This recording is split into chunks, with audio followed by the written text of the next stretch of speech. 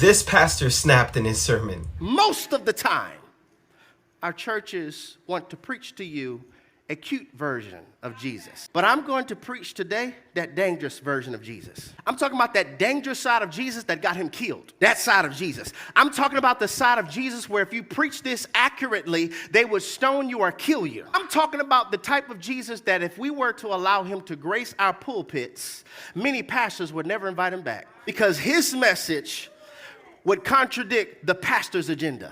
Because if Jesus could preach in our churches on today, I'm talking about that dangerous Jesus, that version of Jesus that will flip over tables in our lobbies. That's more about a church brand than the Great Commission. That dangerous Jesus that will flip over these royal chairs that be in pulpits, that have pastors acting as though they're celebrities and mini stars instead of ministers. And they care more about gaining followers than making disciples. I'm talking about that Jesus, that dangerous Jesus that will flip over tables that's more about church growth than church health. I'm talking about that dangerous side of Jesus that will frustrate those who are gossiping and bad-mouthing about somebody else's sin who went public. Bad-mouthing those who we know their sexual sin, but if truth be told, many of us did the same thing.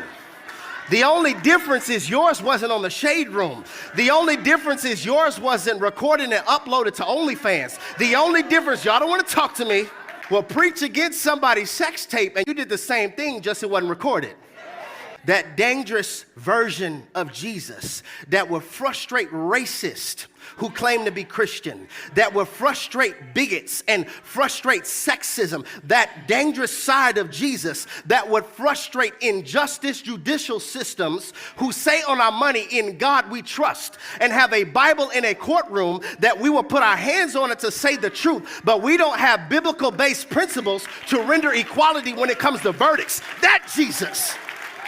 I'm talking about the side of Jesus that will frustrate the spirit of religion that wants us to look free instead of actually be free. Any place that does not traffic in the love of Jesus. Any house that claims to be a church that does not traffic in discipleship and building up one another and loving each other and teaching them sound biblical principles and sound doctrine. That is not a church, that is a business. That is not a church, that is a cult. And our biblical ignorance is a funnel for the false prophet to make profit. Bars.